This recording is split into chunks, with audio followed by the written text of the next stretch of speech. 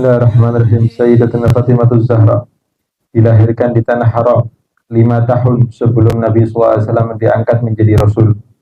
Kelahirannya bertepatan pada 20 Jumadil Akhir, menjelang hari Jumat yang gemerlap. Wajahnya yang bercahaya pun menyinari muka bumi. Rasulullah memberi nama Fatimah karena Allah Azza wa Jalla telah mengharamkan api neraka Fatimah.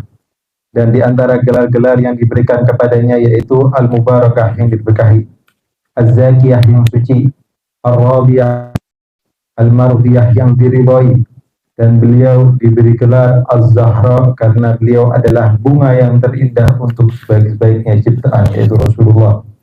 Dan beliau juga diberi gelar Al-Batul karena setiap perbuatan dan ucapannya dijadikan bentuk pengabdian khusus kepada Allah Subhanahu wa taala.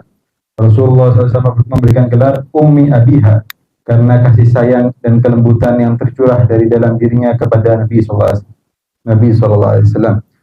Beliau dibesarkan dalam rumah yang disinari cahaya seorang Nabi, Nabi yang menjadi pusat ilmu pengetahuan, Nabi yang sifat kemuliaan, segala sifat kemuliaan dan segala sifat terpuji terkumpul.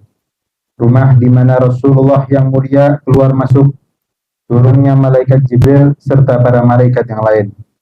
Beliau tumbuh di rumah yang penuh kemuliaan dengan pendidikan akhlak yang mulia dan sifat-sifat yang baik. Bagaimana tidak, sedangkan beliau adalah lulusan dari madrasah yang dikendalikan langsung oleh Nabi SAW. Beliau mempelajari sifat jujur, amanah, menjaga muru'ah atau harga diri dan pengawasan diri langsung dari Nabi SAW. Beliau turut mempelajari ilmu Al-Quran, ilmu hikmah, sifat kelembutan, kasih sayang, merendah diri, segala jenis ilmu kesabaran dan kelembutan. Semua ajaran tersebut tertanam dalam dirinya dengan akhlak yang terpuji. Sifat mulia seorang nabi dan akhlak seorang nabi yang agung telah terkumpul pada dirinya juga. Pemimpin wanita yang suci ini telah tumbuh dan terdidik dari usia kecilnya menjadi seorang pejuang yang begitu sabar. Beliau telah menyaksikan perkembangan dakwah Nabi SAW dari titik permulaan, melalui setiap peristiwa, menanggung dengan setiap beban perasaan sampai pada saat akhirnya. Perjuangan beliau dapat dilihat dari awal dakwah ayahnya menyeru kepada agama yang benar. Ketika beliau menjadi pendamping setia menemani ayahnya berhadapan dengan orang-orang kafir dan ancaman-ancaman mereka. Meskipun usianya masih kecil, tapi beliau mendapat peluang berharga untuk menemani dan mengikuti setiap langkah ayahnya, sehingga semangat Az-Zahra semakin membara seiring usia yang beranjak dewasa. Pada hari bersejarah peperangan Uhud, Sayyidatuna Fatimah merawat luka ayahnya. Sayyidina Ali membantu menuangkan air dari atas luka baginda Nabi, sambil Sayyidatuna Fatimah membersihkan darah yang bercucuran keluar dari wajahnya. Baginda Sayyidatuna Fatimah segera membakar potongan tikar, lalu meletakkan abunya ke atas luka baginda Nabi SAW untuk menghentikan darah yang keluar. Setelah itu luka pun menjadi mengering dan sakit yang dialami Nabi berkurang. Maka wajiblah bagi kita memuliakan Sayyidatuna Fatimah Zahra di dalam perjuangannya yang terdahulu, khidmatnya yang penuh ikhlas dan jujur. Kesabaran beliau yang menakjubkan jelas terpancar pada setiap peristiwa besar dan yang melanda, terutama ketika beliau mengaruhi jerih pahit kehidupan ketika kaum Quraisy membuat batasan-batasan terhadap kaum muslim. Beliau ikut bersama dengan ibu dan ayahnya sepanjang peristiwa pengepungan, menanggung derita, lapar dan kehidupan yang sempit.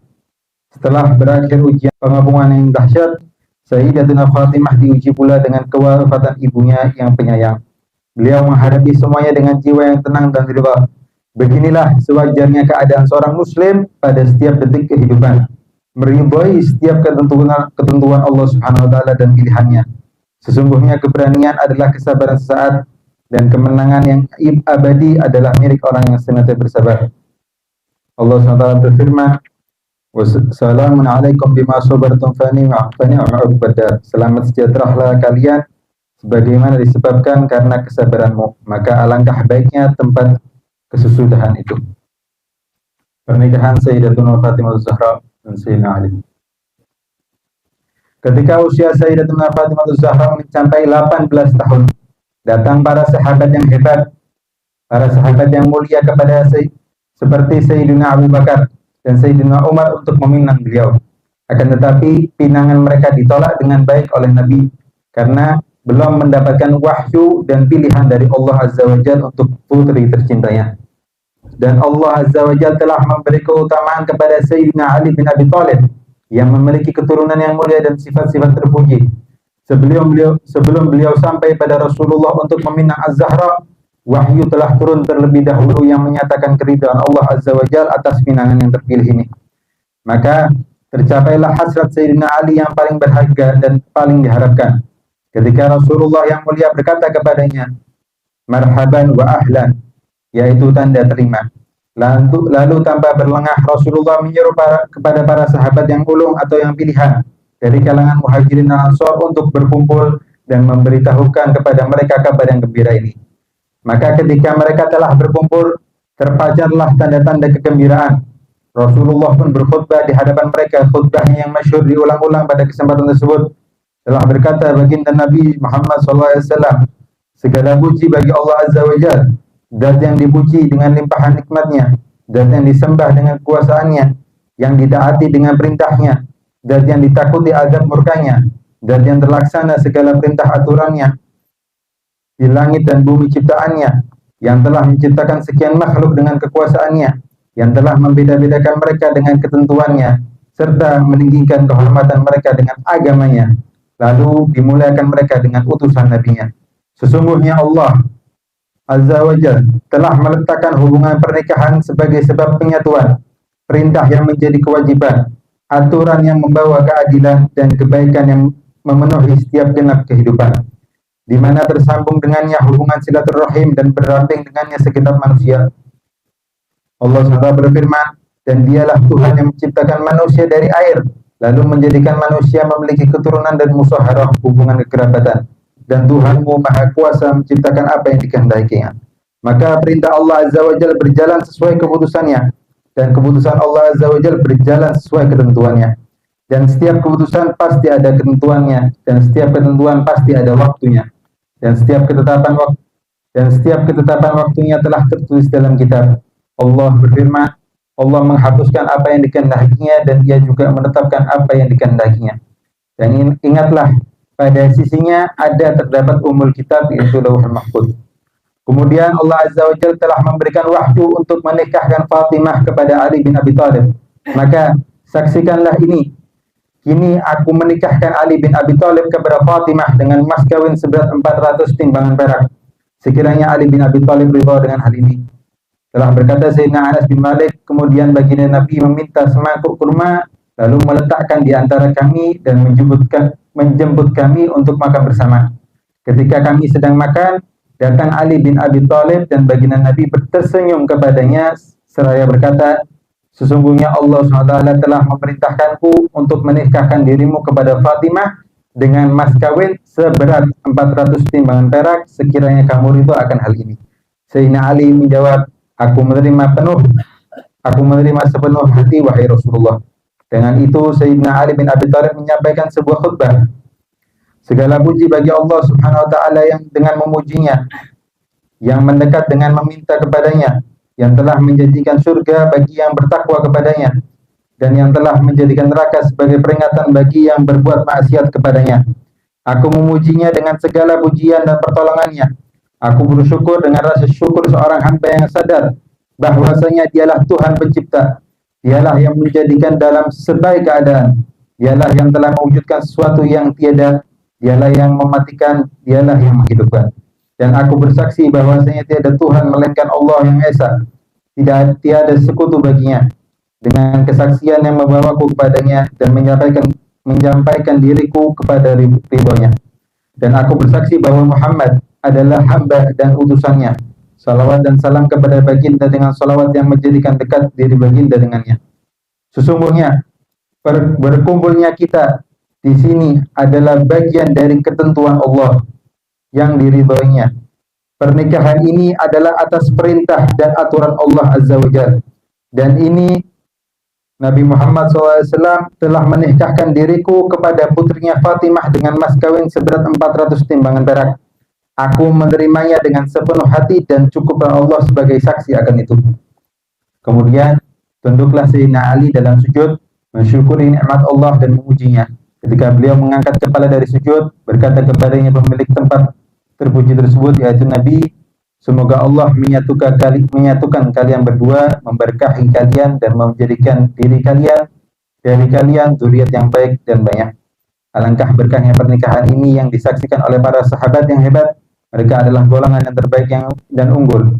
Baginda Nabi menjadi wali dan sang suami adalah Imam Ali. Sang istri pula adalah Az-Zahra yang tinggi tempatnya di sisi ilahi. Malam pernikahannya. Dengan selesainya akad pernikahan yang diberkahi dan yang mulia ini, yang telah memberi kegembiraan kepada setiap pencinta, Sayyidatuna Fatimah Zahra dibawa menuju ke rumah Sayyidina Ali bin Abi Thalib bersama dengan rombongan yang paling gagah dan bercahaya. Berjalan rombongan pengantin yang terdiri dari para wanita muhajirin dan ansor dalam keadaan ceria dan penuh kegembiraan, sehingga mereka sampai di rumahnya yang mulia bersama Sayyidatuna Fatimah Zahra, bersebelahan dengan rumah ayahnya baginda Nabi SAW yang memiliki tempat termulia di sisi Allah. Belum lama setelah Sayyidatuna Fatimah menempati kediaman yang baru, di samping sang suami yang memiliki keuntungan yang besar, datanglah kepada mereka sang kasih yang bercahaya dan berseli dengan keindahannya, yaitu Sayyidina Muhammad SAW, sebaik-baik ciptaan untuk menenangkan putrinya dan mengucapkan selamat kepada keduanya. Baginda Nabi SAW mendoakan kepada mereka berdua, semoga Allah Azza wa Jalla menyatukan kalian berdua, memuliakan nenek moyang kalian, melimpahkan keberkahan kepada kalian, dan menjadikan diri kalian zuriat yang baik dan banyak. Allah Azza wa Jalla telah menerima doa baginda Nabi untuk keduanya, dan telah lahirlah dari mereka keturunan yang baik dan banyak. Maka bersambunglah dari keduanya keturunan baginda Nabi yang mulia. Bersambunglah dengan keturunan ini ke semua sayyid dan syarif. Mereka dan Al-Quran itu satu, dua perkara yang tidak dapat dipisahkan, sehingga keduanya nanti tiba di hadapan Telaga Kautsar milik sang pencipta alam. Persiapan pernikahan dan mahar Sayyidatuna Fatimah. Setelah kita menyimak perjalanan kisah indah pernikahan Sayyidatuna Fatimah dan Sayyidatuna Fatimah yang disinari dengan cahaya kegembiraan, berhadapan dengan kita pula suatu pertanyaan yang membutuhkan jawaban yang jelas. Bagaimanakah mahar pemimpin wanita seluruh alam ini? Dan perlengkapan pernikahan apa saja yang telah disiapkan untuknya, sedangkan beliau adalah putri sang kekasih yang jujur dan yang dipercayai. Barangkali hari ini dapat dijadikan contoh tauladan untuk umat dan pelajaran yang bermanfaat untuk urusan pernikahan zaman sekarang yang diselimuti kegelapan dan perkara-perkara yang membawa kehancuran. Seperti tingginya mahar yang harus diberikan, bermegah-megahan dengan tempat acara yang disiapkan, menyajikan berbagai macam hidangan makanan yang berlebihan, dan terbawa oleh adat budaya yang menyebabkan orang miskin berhutang, orang kaya menghabiskan semua harta simpanannya. Maka jadikanlah ahli keluarga baginda Nabi SAW sebagai suri tauladan, dan berhati-hatilah dari cara kehidupan berlebihan yang akan membawa kepada penyesalan. Mahar Sayyidatuna Fatimah yang merupakan putri baginda Nabi Muhammad SAW yang mulia hanya 400 dirham, dan itu adalah ukuran yang kecil, sangat sedikit jika dibandingkan dengan ribuan yang diberikan manusia, tapi mereka kelak menanggung beban. Apakah mereka tidak mengetahui bahwa mahar yang tinggi tidak menambah nilai seorang wanita? Jika demikian, maka tentulah Sayyidatuna Fatimah Zahra lebih utama dan lebih layak untuk itu. Apakah mereka tidak mengetahui bahwa wanita yang paling berkah adalah yang paling rendah maharnya? Bagaimanakah perhiasan di dalam rumahnya yang mulia? Di dalamnya hanya terdapat sebuah bantal yang diisi dengan pelepah kurma, sebatang sapu, penggiling gandum, ketel, dan kendi air. Kemudian bandingkanlah dengan keadaan perhiasan dalam rumah kita pada zaman ini. Kita berada pada zaman yang diselimuti kezaliman dan kelelahan yang menyusahkan, di mana harta dihabiskan untuk perkara yang sia-sia dan tidak berguna, yang pada akhirnya diabaikan begitu saja. Bagaimana pula baju pengantin dan perhiasannya, wahai sekalian pecinta. Beliau menikah hanya memakai 2 helai pakaian biasa dan dihiasi dengan 2 gelang perak. Bandingkanlah dengan apa yang dimiliki manusia zaman sekarang. Mulai dari pakaian mewah, cincin-cincin emas, berlian, gelang-gelang tebal dan berat, menjadikan sepasang tangan tampak seperti pasar menjual emas. Dan semua set perhiasan yang membuat kagum. Sama sekali tidak ada yang mengagumkan. Bukankah sepatutnya kita tinggalkan segala bentuk kerugian dan kesesatan nyata yang sedang menyelimuti kehidupan kita? Bukankah kita ingin berpindah dari yang susah menjadi yang mudah? Sebagaimana generasi awal dulu, sungguh itu lebih utama dan baik. Allah Azza wa Jalla sebaik-baik penolong dan hanya kepadanya kita mohon harapan. Salam kepada Sayyidatul Fatimah yang pernikahannya telah menjadi contoh dan tauladan. Akhir